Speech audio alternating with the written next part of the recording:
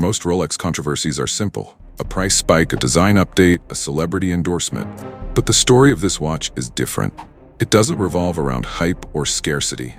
Its controversy lies in secrecy, denial, abandonment, and a sudden rediscovery that challenged everything collectors thought they knew about the brand. The watch in question is known today, unofficially, as the Rolex Redline 6210X. But for decades, it had no name at all. It lived only in rumors shared among vintage dealers and retired employees, spoken quietly, like a secret too dangerous to repeat. It began in 1968 inside a small workshop in Geneva, where Rolex tested movements for precision trials. That year, the company was preparing a new generation of sports watches: stronger cases, higher depth ratings, and movements that could survive harsher conditions. Among these internal experiments was a prototype project intended to push durability to an extreme never attempted before. A handful of watches were built, each marked with an unusual red line behind the dial, an internal indicator that they were not for sale, not for public eyes, and not to leave the factory. These prototypes were fitted with a newly developed high-beat movement. On paper, it was a masterpiece, more accurate, more stable, and more resistant to shocks than anything Rolex had produced at the time. But in reality, it had flaws. Major flaws. The movement generated heat under continuous high-beat operation, causing oils to break down faster and components to wear prematurely. Rolex engineers were divided. Some believed the movement could be perfected, others insisted the high-beat experiment would damage the brand's reputation if released. This disagreement ignited internal conflict.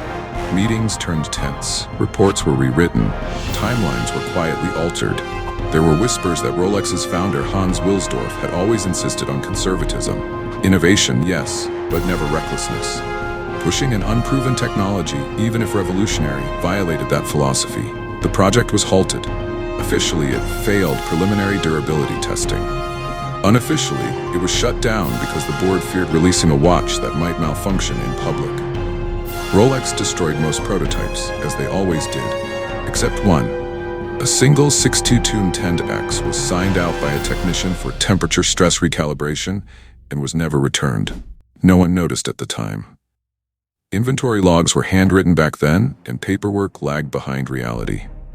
The technician left Rolex months later, and the watch disappeared from history. For 40 years, it was forgotten. Then, in 2009, a retired watchmaker in Lausanne passed away. His daughter found several boxes filled with old tools, parts, and sample cases.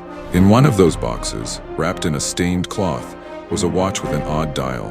No model name, no depth rating, only a small red mark beneath the surface, like a secret flag from another era. She brought it to a local watch shop, expecting it to be a broken Submariner. The moment the caseback was opened, the room fell silent. The movement was unlike any documented Rolex caliber. The serial numbers matched nothing in any catalog, and inside the caseback, scratched faintly by hand, was the original project code, 62110X. The watch dealer sent photos to a well-known Rolex historian. The historian called immediately, his voice shaking. He said he had heard stories about a red mark prototype, but no one had ever found one. No one was supposed to. Collectors were stunned. Forums exploded with debates. Some claimed it was fake.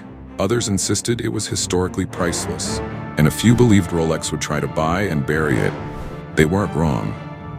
2 weeks after the discovery, Rolex quietly contacted the family. They offered to inspect and authenticate the watch. When the family refused, they offered to purchase it outright for a very large sum. Again, the family declined. They felt something was off. Why would Rolex want a watch they claimed never existed? The controversy grew. Articles appeared online. Auction houses made unofficial offers. Experts debated whether a failed experiment still counted as a Rolex artifact. But the real controversy appeared in the details. When independent experts tested the movement, they discovered evidence that Rolex engineers were on the verge of solving the high-beat wear problem. If the project had continued just a little longer, Rolex might have released a groundbreaking technology years before its competitors. Instead, fear and internal division shut the door. The 6210X wasn't just a watch, it was proof that Rolex had once backed away from innovation out of caution. It challenged the image of a brand that always moves forward, always improves, always leads with confidence.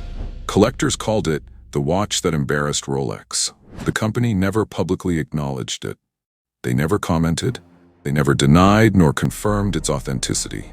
Silence became their strategy. Today, the Redline prototype remains in a secure safe owned by the family. Private buyers have offered millions. One collector even offered an entire vintage collection in trade. Every offer has been refused. Its owner says the same thing every time. If Rolex didn't want the world to see it, then the world needs to see it. And that is why the 6210X remains the most controversial Rolex ever made. Not because of how it looks or what it does, but because of what it represents. A moment in Rolex history when ambition, fear, secrecy, and innovation collided, and only one watch escaped to tell the story.